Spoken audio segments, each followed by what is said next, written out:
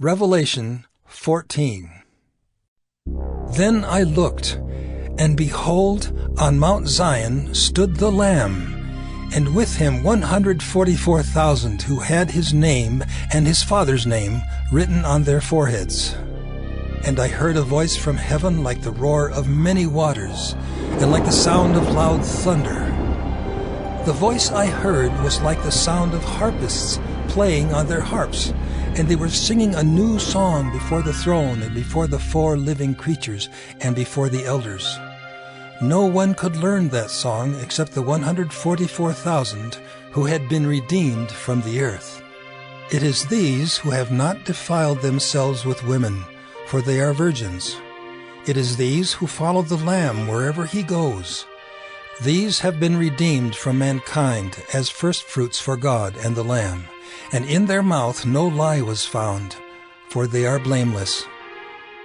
Then I saw another angel flying directly overhead, with an eternal gospel to proclaim to those who dwell on earth, to every nation and tribe and language and people.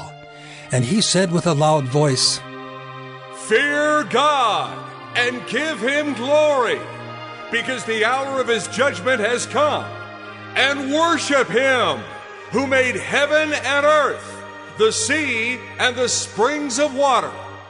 Another angel, a second, followed, saying, "Fallen, fallen is Babylon the Great, she who made all nations drink the wine of the passion of her sexual immorality."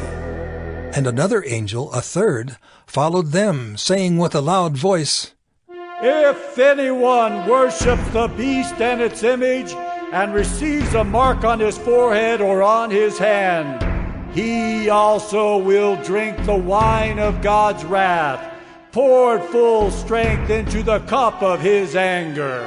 And he will be tormented with fire and sulfur in the presence of the holy angels and in the presence of the Lamb.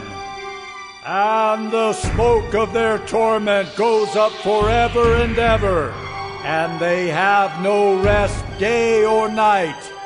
These worshippers of the beast and its image, and whoever receives the mark of its name." Here is a call for the endurance of the saints, those who keep the commandments of God and their faith in Jesus.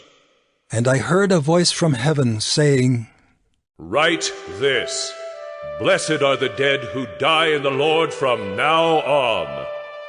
Blessed indeed, says the Spirit, that they may rest from their labors, for their deeds follow them.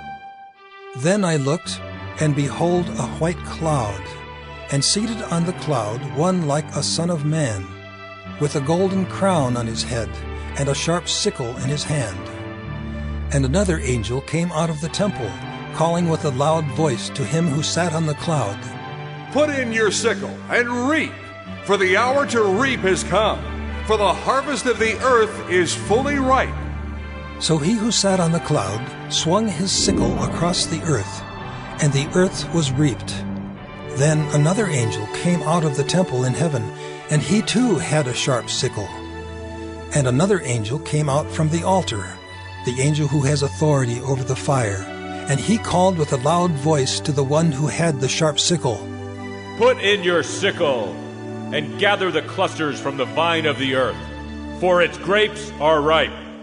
So the angel swung his sickle across the earth, and gathered the grape harvest of the earth, and threw it into the great winepress of the wrath of God.